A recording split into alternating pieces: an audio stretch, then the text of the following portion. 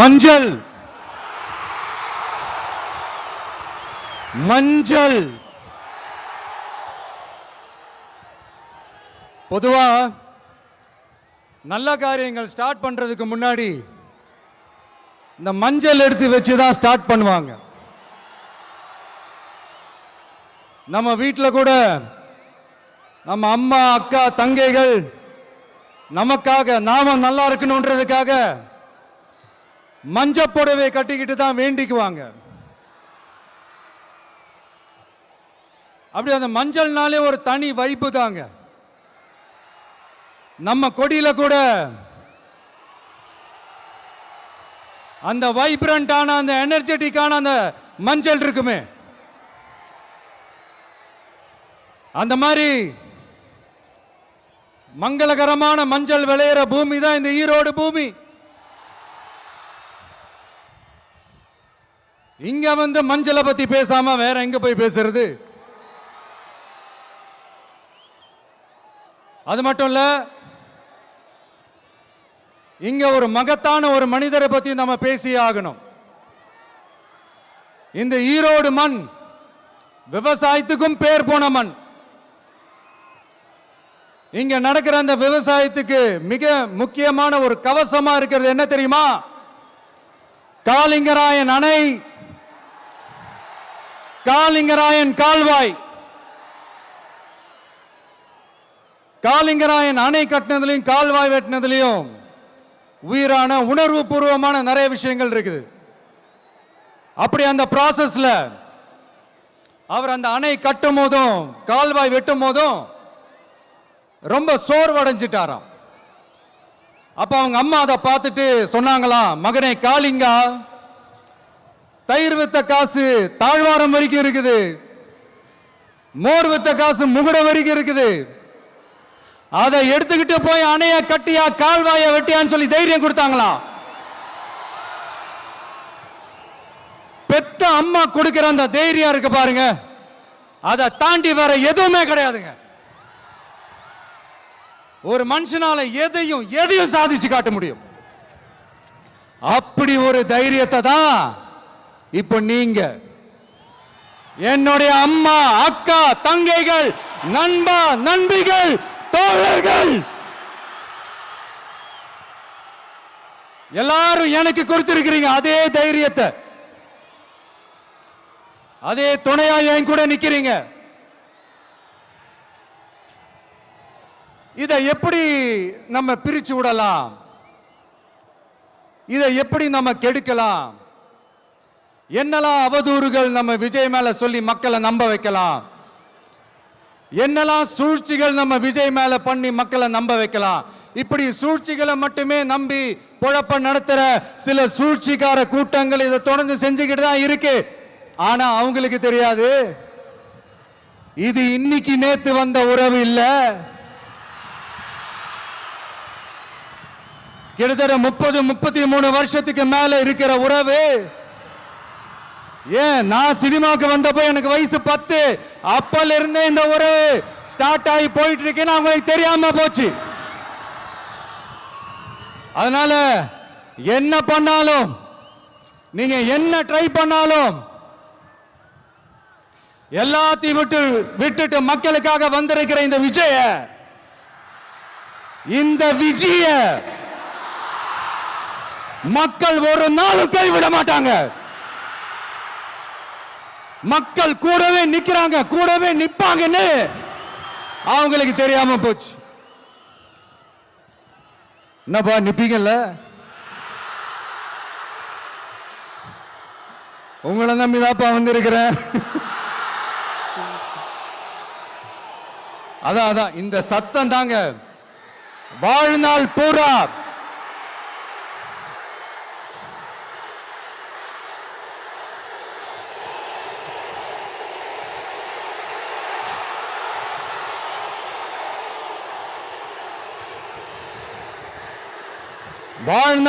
உங்களுக்கு நன்றியோடவே இருப்பேன். இப்போ நம்ம காளிங்கராயன் அவர்கள் அணையை கட்டுறதுக்காக பவானிக்கு போய் பார்க்கும்போது ஒரு இடத்துல ஒரு பாம்பு வந்து உட்கார்ந்துச்சான், படுத்துச்சான். அது படுத்த இடத்துல தான் அவர் அணையை கட்ட ஸ்டார்ட் பண்ணாராம். அப்புறம் அந்த பாம்பு வளைஞ்சி நெளிஞ்சி போற இடத்துலலாம் கால்வாயை வெட்டினார்னு சொல்லி சில வாய்மொழி கதைகள்லாம் சொன்னாங்க. தண்ணியை சேமிச்சு வச்சு குடிக்கிறதுக்கும் விவசாயத்துக்கும். தம்பி கீழே இறங்கு, தம்பி கீழே இறங்குப்பா, ப்ளீஸ் கீழே இறங்குப்பா.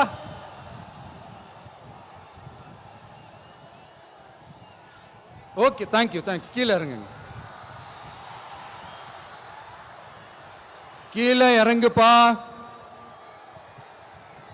நீ இறங்கினாதான் புத்தம் கொடுப்பேன்.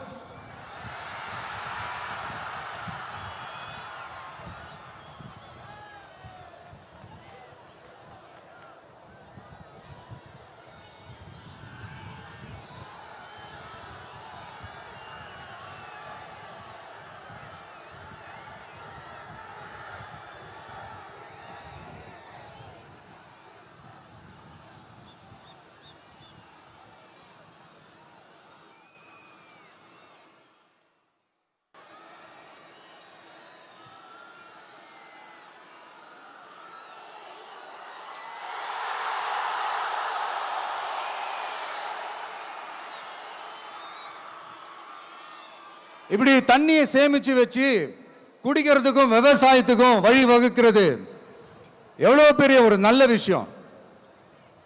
ஸோ இந்த மாதிரி நல்ல விஷயங்கள்லாம் செஞ்சிட்டு கதைகள் சொன்னா பரவாயில்ல, எதுவுமே செய்யாம கதைகளை மட்டும் அடிச்சு விடுறது எப்படி? அத்திக்கடவு அவிநாசி திட்டத்தை இன்னும் விரிவுபடுத்தினா அந்த 3 மாவட்டத்தில் இருக்கிற லட்சக்கணக்கான மக்களுக்கு எவ்வளவு பிரயோஜனமா இருக்கும். எத்தனையோ லட்சம் ஏக்கர் நிலங்கள்ல விவசாயம் நடத்தினா எவ்வளவு பிரயோஜனமா இருக்கும். ஏன் அதெல்லாம் பண்ண மாட்டேன்றீங்க? வள்ளுவர் கோட்டத்துக்கு காட்டுற அக்கறைய இங்க மக்கள் வாழ்வாதாரத்தில் கொஞ்சம் காட்டலாம்ல, ஏன் காட்ட மாட்டேன்றீங்க? இங்க என்ன கவர்மெண்ட் நடத்துறாங்களா இல்ல கண்காட்சி நடத்துறாங்களா? இந்த 21ஆம் நூற்றாண்டிலே மக்களை பத்தி எதுவுமே யோசிக்கிறது இல்ல. ஆனா அந்த காலத்திலேயே இது எல்லாத்தையும் பத்தி யோசிச்ச மக்களை பத்தி, குடிக்கிற தண்ணியை பத்தி, விவசாயத்தை பத்தி, அணை கட்டுறதை பத்தி, கால்வாய் வெட்டுறதை பத்தி, இதெல்லாம் எங்கிருந்து? பவானியிலிருந்து நொய்யலாறு வரைக்கும் கால்வாய் வெட்டி இது எல்லாத்தையும் பத்தி யோசிச்ச காளிங்கராயன் அவர்களுக்கு கோடி கும்பிடு போட்டாலும் பார்த்தாதுங்க. இப்படி அந்த காலத்துல இருந்த ஒரு ஹீரோவை பத்தி பேசிட்டு இந்த காலத்துல, அதாவது 1920th செஞ்சுரியில இருந்த ஒரு ஹீரோவையும் பத்தி நம்ம பேசி ஆகணும்ல. ஒருத்தர் இலகிய மனம் கொண்ட ஹீரோனா இன்னொருத்தர் இரும்பு மாதிரி அயன் மேன் தான். எஸ், நம்ம ஈரோடு கடப்பாறை தான்.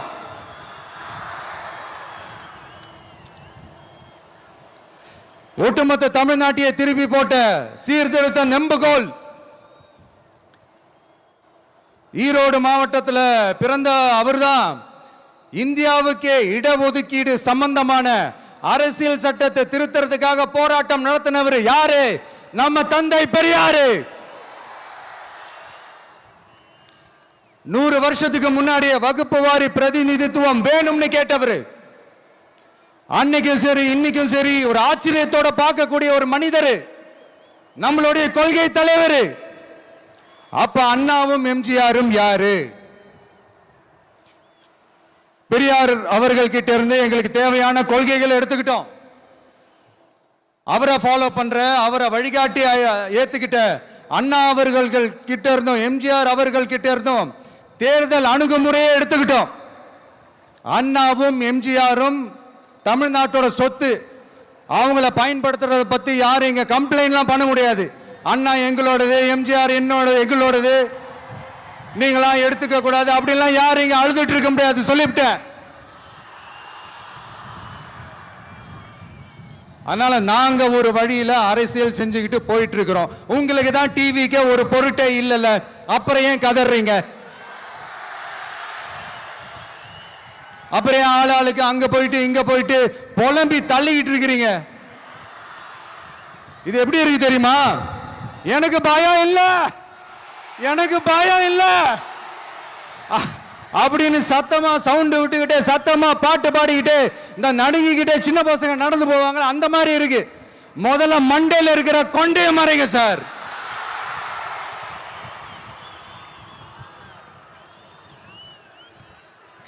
சும்மா மாறு வேஷத்துல மறு வச்சுக்கிட்டு மீடியா ஆளு ரேடியோ ஆளுன்னு இவங்க ஆளுங்களே மாத்தி மாத்தி அனுப்பிக்கிட்டு இதெல்லாம் என்ன மக்களுக்கு தெரியாதுன்னு நினைச்சிட்டு இருக்கீங்களா?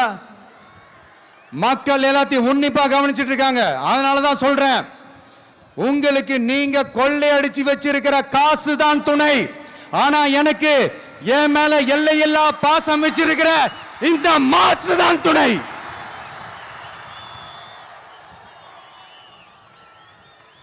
இப்படி நமக்கு துணையா இருக்கிற ஈரோடு மக்களுக்காக நான் இப்போ குரல் கொடுக்கலான்னு வந்திருக்கிறேன். சரி, இப்போ விஷயத்துக்கு வருவோம். பெரியார் அவர்கள் கிட்ட இருந்த அந்த செல்வாக்கையும் அந்த பதவிகளையும் அந்த பவரையும் வச்சுக்கிட்டு அவர் என்ன சொன்னார் தெரியுமா? இவ்வளவு செல்வாக்கு, இவ்வளவு பதவிகள், இவ்வளவு பவர் இருந்தோம் நான் ஒரு 5 பைசா காசு சம்பாதிச்சிருப்பேனா? எனக்கோ இல்லை என் குடும்பத்துக்கோ பட்டங்கள் வேணும், பதவி வேணும்னு ஏதாவது கேட்டிருப்பேனா? இல்லை ஏதாவது லாபம் பார்த்துருப்பேனா? இல்லை எதுக்காவது ஆசைப்பட்டிருப்பேனா? ஆனா அவர் பேரை சொல்லிக்கிட்டு அவருடைய கொள்கையை ஃபாலோ பண்றதா சொல்லிக்கிட்டு இப்ப ஆட்சியில இருக்கிறவங்க என்னெல்லாம் செய்யறாங்கன்னு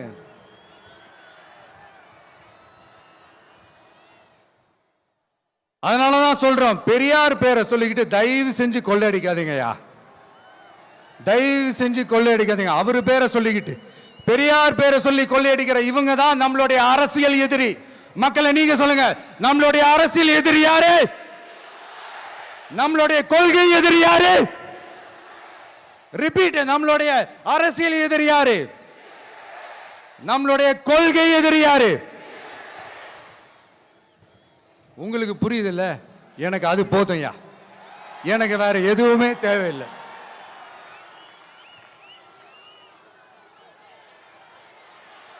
அதனாலதான்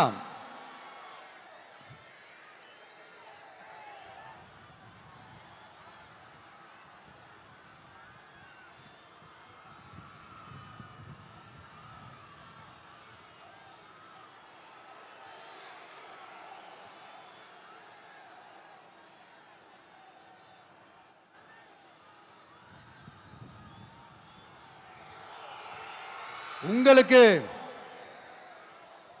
நம்மளை பத்தி நம்ம அரசியலோட நீங்க எல்லாரும் என்னோட அரசியலோட கனெக்டடா இருக்கீங்கன்றது ரொம்ப தெளிவா தெரியுது. அதனால எனக்கு அது போதும். அதனாலதான் எதிரிகள் யாருன்னு சொல்லிட்டு களத்துக்கு வந்திருக்கிறோம். அதனால அவங்கள மட்டும் தான் எதிர்ப்போம். அதுவும் அந்த எதிரிகள் யாரு இப்போ இங்க 2026 சட்டமன்ற தேர்தலில் களத்துல இருக்கிறாங்களோ அவங்கள மட்டும் தான் எதிர்ப்போம். சும்மா களத்திலே இல்லாதவங்களையும், களத்துக்கும் அவங்களுக்கும் சம்பந்தமே இல்லாதவங்களையும் எதிர்க்கிற ஐடியாலாம் இல்ல பாஸ். நீங்க கேட்கிறீங்கன்றதுக்காகலாம் எதிர்த்துட்டு இருக்க முடியாது பாஸ். எங்களுக்கு நிறைய வேலை இருக்குது.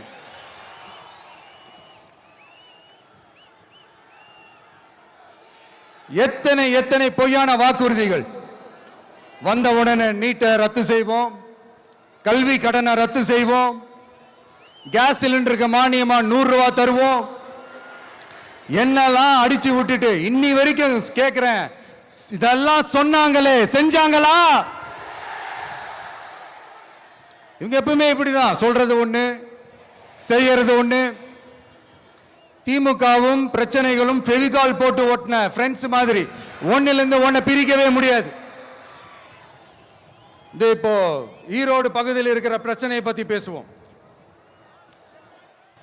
பெரியார் பேரை மட்டும் சொல்லிக்கிட்டு எப்படி அவரோட கொள்கைகளுக்கு எதிராக செயல்படுறாங்களோ அப்படிதான் இந்த மஞ்சள் நகரத்தோட மஞ்சளுக்கும் ஒண்ணும் பண்ணல, மஞ்சள் விவசாயிகளுக்கும் ஒண்ணும் பண்ணல.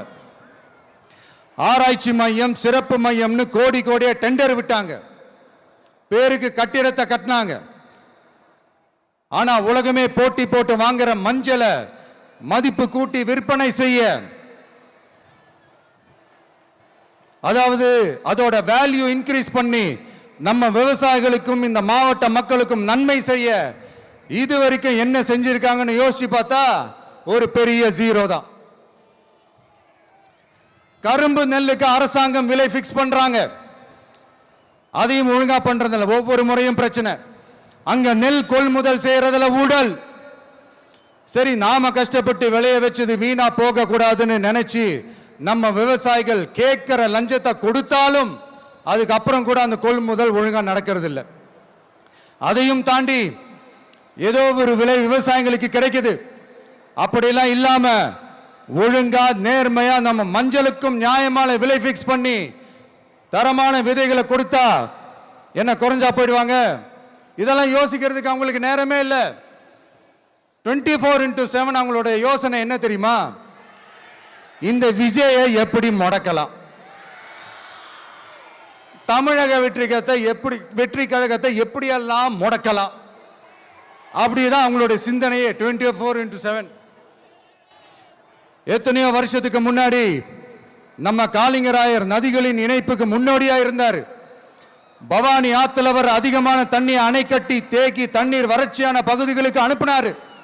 ஆனா இன்னைக்கு இவ்வளவு நவீன வசதிகள் இருந்தோம், இவ்வளவு சயின்ஸ் வளர்ச்சிகள் இருந்தோம், இவ்வளவு டெக்னாலஜி வளர்ச்சிகள் இருந்தோம், அவங்க வாக்குறுதியில் ஒன்று கொடுத்தாங்கல்ல, பவானி நொய்யலாறு அமராவதி 6 இணைப்பு திட்டத்துக்கு ஒரு துரும்ப கூட கிள்ளி போடல. வாக்குறுதி நம்பர் 103 சொன்னாங்களே, செஞ்சாங்களா? சரி, இதாவது ஒரு பெரிய ப்ராஜெக்ட் வைங்க. ஆறுகளை சுத்தப்படுத்த பல்லாயிரம் கோடி நிதி ஒதுக்குவோம், தமிழ்நாட்டில் உள்ள ஆறுகளை சுத்தப்படுத்துவோம்னு சொன்னாங்களே, செஞ்சாங்களா? ஆனா ஆத்து மணலை கொள்ளையடிக்கிறதுல மட்டும் வேலையை கரெக்டா செய்வாங்க. இதை நான் ஏன் திரும்ப திரும்ப சொல்றேன்னா, மக்களே நீங்க புரிஞ்சுக்கணும். கொஞ்சம் மசந்தா மற்ற மாவட்டங்கள்ல மணல் காணாம போன மாதிரி, மலைகள் காணாம போன மாதிரி, நம்ம மாவட்டத்தில் தனி வளத்தை கொடுத்த செம்மண்ணும் காணாம போறதுக்கு வாய்ப்பு இருக்கு மக்களே. நம்ம மண்ணுக்கும் நம்ம ஆத்துக்கும் நம்ம விவசாயிக்கும் தான் இந்த மோசமான நிலைமை. அதனால ஏதாவது தொழில் செஞ்சு பிழைக்கலாம்னு பார்த்தா அதுக்கும் எங்க விடுறாங்க? தொழில்னு பார்த்தா 30% நெசவாளர்களுக்கு கூலி பாக்கி. அரசாங்கம் நம்ம நெசவாளர்கள் கிட்ட இருந்து கொள்முதல் செய்த வேட்டி சேலைக்கான கூலியை கூட போராடித்தான் வாங்க வேண்டியதா இருக்குது. அது சலுகையோ உதவியோ நலத்திட்டமோ கிடைக்காது. நம்ம உழைப்புக்கான ஊதியம், நம்மளோட உரிமை, அதுக்கே போராட வேண்டிய நிலையில தான் இந்த அரசாங்கம் நம்மளை வச்சிருக்கு. நல்லா பார்த்துக்கங்க மக்களே, உரிமைக்கு குரல் கொடுத்தவங்க தான் இவங்க. சிறு குறு தொழில்கள் பீக் ஹவர்ஸ் சார்ஜ்னு கரண்ட்டுக்கு அநியாய விலை வச்சு அதையும் செய்ய விடாம நம்மளை முடக்கிடுறாங்க. அந்த பீக் ஹவர்ஸ் சார்ஜ் கொள்ளையால எத்தனை வருஷமா எவ்வளவு பேர் பாதிக்கப்படுறோம், எவ்வளவு தொழில்கள் பாதிக்கப்படுது. நாமளும் கத்துறோம், போராடுறோம், கோரிக்கை வைக்கிறோம். எதையாவது இவங்க கண்டுக்கிறாங்களா? கொஞ்சம் யோசிங்க. ஏன் கண்டுக்க மாட்டேன்றாங்கன்னு கொஞ்சம் யோசிங்க. அப்போதாங்க பிரைவேட்ல அதிக விலைக்கு கரண்ட் வாங்க முடியும், அதுக்கு டெண்டர் விட முடியும். அப்படி டெண்டர் விட்ட மேட்டர்ல எல்லாம் என்ன நடக்கும்னு உங்களுக்கும் தெரியும், எனக்கும் தெரியும், நம்ம எல்லாருக்குமே தெரியும். இந்த மாதிரி ஈரோடுல மட்டும் இல்ல, எந்த மாவட்டத்துக்கு போனாலும் பிரச்சனைகள் மேல பிரச்சனைகள் தான். அதையெல்லாம் தீக்கிறதுக்கு ஒரு சொல்யூஷன் கூட சொல்லாம இதுல வேற பெருமையா மாடல் அரசுங்கிறது இல்ல. நான் கேட்கிறேன், கூச்சமா இல்ல?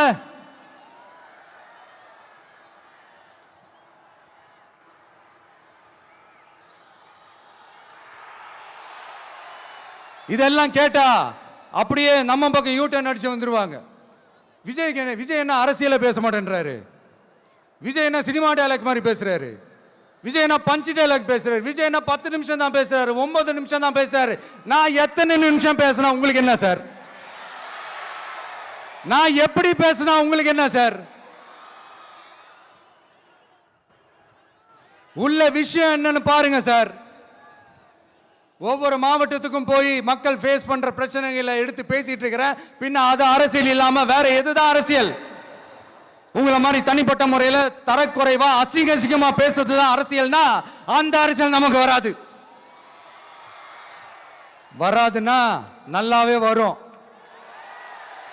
உங்களை விட எனக்கு அது நல்லாவே வரும். வேணான்னு விட்டு வச்சிருக்கிறோம். அப்புறம் உங்களுக்கு நமக்கு என்ன வித்தியாசம்? காஞ்சிபுரத்தில் நாம பேசும்போது இந்த மாதிரி உங்களால் அமைக்கப்பட போற ஆட்சியில நம்ம ஆட்சிக்கு வந்த உடனே என்னெல்லாம் செய்ய போறோம்ன்றது சிலது சொன்னோம். அதையெல்லாம் தப்பா புரிஞ்சுக்கிட்டு இப்போ சொல்றேன், விளக்கமா சொல்றேன். நான் சலுகைகளுக்கு எதிரானவன் கிடையாது. மக்களுக்கான சலுகைகளை இலவசம்னு சொல்லி அசிங்கப்படுத்துறதுல எனக்கு உடன்பாடு கிடையாது. மக்கள் காசுல மக்களுக்கு செய்யறதை எப்படி இலவசம்னு சொல்லுவீங்க? அப்படியே செஞ்சிட்டாலும் ஓசில போறேன்னு சொல்லி அசிங்கப்படுத்துறீங்க. என்ன கேட்கறதுக்கு ஆள் இல்லைன்னு நினைச்சீங்களா? மக்களுக்கு ஒண்ணுன்னா இந்த விஜய் வந்து நிப்பா, இந்த விஜய் வந்து கேள்வி கேட்பா. இந்த விஜய் எப்பவுமே மக்கள் பக்கம் தான், அதே மாதிரி மக்களும் என் பக்கம் தான்.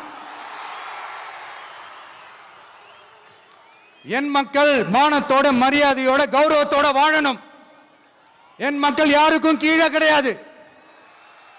அப்படி அவங்க கௌரவத்தோட வாழணும்னா அவங்களுக்கான வாழ்க்கை தரம் உயரணும்.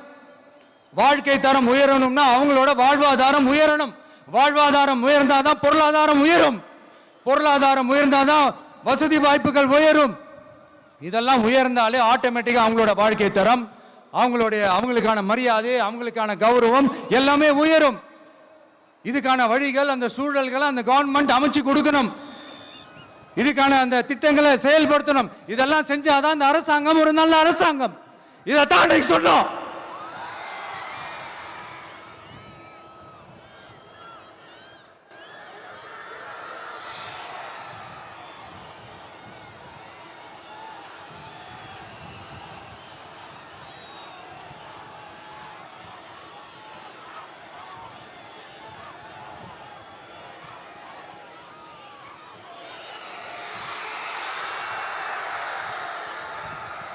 இதைத்தான் இன்னைக்கு சொன்னோம். உடனே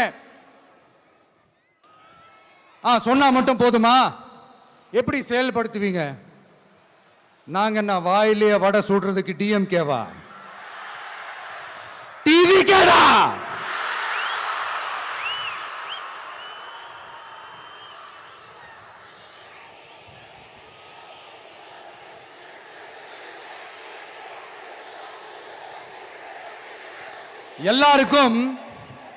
எல்லாருக்கும் நிரந்தரமான ஒரு வீடு இருக்கணும்னு சொன்னோம்.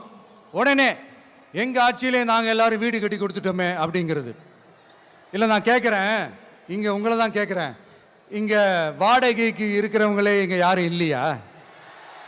எல்லாருக்கும் சொந்தமா வீடு கட்டி கொடுத்துட்டாங்களா? அடுத்து வீட்டில் இருக்கிற ஒவ்வொருத்தரும் மினிமம் டிகிரி படிச்சிருக்கணும் அப்படின்னு சொன்னோம். உடனே எங்க ஆட்சியிலே எல்லாரும் டிகிரி படிச்சு முடிச்சிட்டாங்களே அப்படிங்கிற மாதிரி சொல்றது அது உண்மைனா? ஸ்கூல் லெவல்லையே டிராப் அவுட்ஸ் அதிகமானது யாரோட ஆட்சியிலங்க?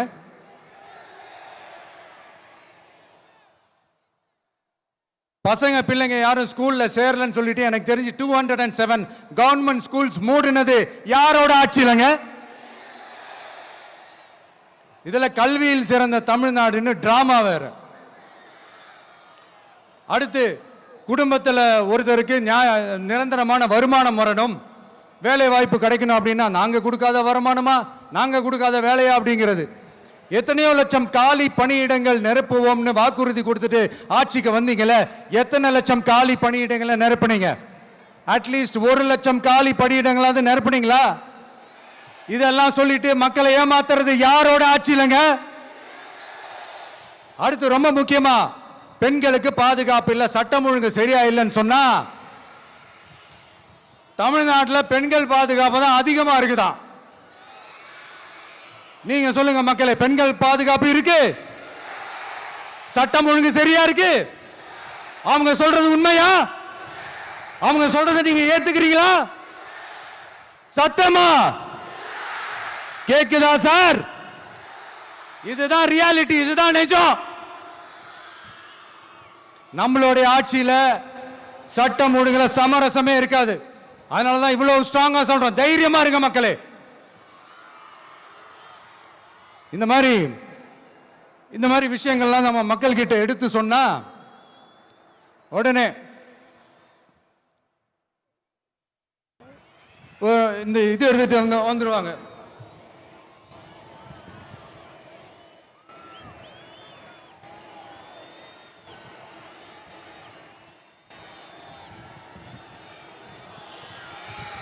இந்த மாதிரி இதெல்லாம் என்னென்ன செய்ய போறோன்றது சிலதெல்லாம் காஞ்சிபுரத்தில் சொன்ன மாதிரி சொன்னா எல்லாத்தையும் தப்பு தப்பா திருச்சி பேசிக்கிட்டு அவதூறு பரப்பிக்கிட்டு. நான் கூட யோசிப்பேன், எம்ஜிஆர் அவர்களும் மேடம் ஜெயலலிதா மேடம் அவங்களும் ஒரே வார்த்தையில சொல்லி இந்த திமுகவை காலி பண்ணாங்கல்ல. நான் கூட யோசிப்பேன், ஏன் இவ்வளவு ஹார்ஷா பேசுறாங்க, ஏன் இவ்வளவு ஹார்ஷா அவங்கள திட்டுறாங்கன்னு யோசிச்சது உண்டு. இப்பதானே புரியுது. அவங்க ரெண்டு பேரும் சொன்னதை இப்ப நானும் ரிப்பீட் பண்றேன். திமுக ஒரு தீய சக்தி, திமுக ஒரு தீய சக்தி, திமுக ஒரு தீய சக்தி, திமுக ஒரு தீய சக்தி, தீய சக்தி, தீய சக்தி, தீய சக்தி. என் நெஞ்சில் குடியிருக்கும் ஈரோடு மக்களே,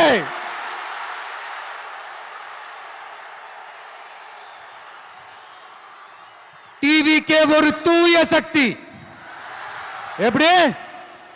டிவிகே ஒரு தூய சக்தி. தூய சக்தி டிவிகேவுக்கும் தீய சக்தி டிஎம்கேவுக்கும் தான் போட்டியே.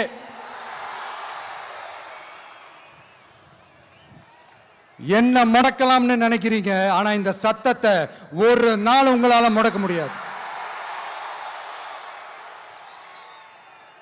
மக்கள் விரோத திமுக அரசை வீழ்த்த மக்கள் சக்தியான நம்மளால மட்டும்தான் முடியும்.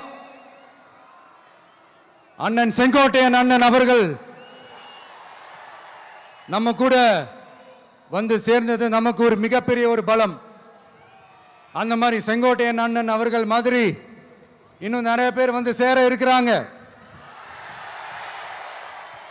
அவங்க எல்லாருக்குமே அந்த உரிய அங்கீகாரத்தை கொடுப்போம். அது மட்டும் இல்ல, அப்புறம் இன்னொரு விஷயம் சொல்ல மறந்துட்டேன். இப்போ ரீசண்டா ஒரு இடத்துல நம்ம சிஎம் சார் அவர்கள் பேசும்போது சொன்னாங்க, என் கேரக்டரையே புரிஞ்சுக்க மாட்டேங்கிறேன். இது சினிமா டயலாக் இல்லையா? நான் ஏதாவது பேசினா சினிமா டயலாகா? சார் பேசினா அது சினிமா டயலாக் இல்லையா?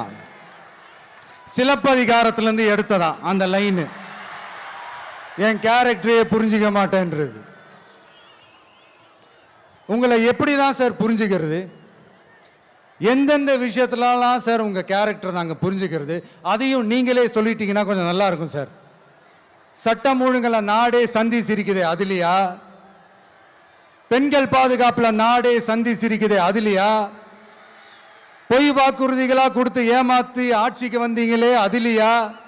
எதில் தான் சார் உங்க கேரக்டர் நாங்க புரிஞ்சுக்கிறது? ஆனா ஒண்ணு, தமிழ்நாட்டில் ஆட்சி செய்யற நீங்களும் சரி, ஒன்றியத்தில் ஆட்சி செய்யறவங்களும் சரி, நீங்க ரெண்டு பேரும் முதல்ல என்னோட கேரக்டரை புரிஞ்சுக்கணும் சார். என்னோட கேரக்டர்னு சொன்னது நம்ம மக்களோட கேரக்டரை. 2026 சட்டமன்ற தேர்தலோட அந்த கேரக்டரே கொஞ்சம் வேற மாதிரி சார். அதை கொஞ்சம் தயவு செஞ்சு நீங்க புரிஞ்சுக்கணும் சார். புரிஞ்சுக்கலன்னா மக்களே உங்களுக்கு புரிய வைப்பாங்க சார். கான்பிடென்டா இருங்க சார், நல்லதே நடக்கும் சார், வெற்றி நிச்சயம் சார். மீண்டும் சந்திக்கும் வரை நன்றி, வணக்கங்க சார். நண்பா, நண்பிகள், இங்க வந்து எல்லாம் வந்து பார்த்தோம், எல்லாம் நல்லபடியா நடந்தது. சேஃபா வந்துட்டு சேஃபா வீட்டுக்கு போயிடுங்க. எனக்கு எல்லாத்தையும் விட நீங்க தான் எனக்கு முக்கியம். தயவு செஞ்சு சேஃப்டியா போயிட்டு வாங்க. ஒரு ஈரோடு செல்ஃபி ஒன்று எடுப்போமா?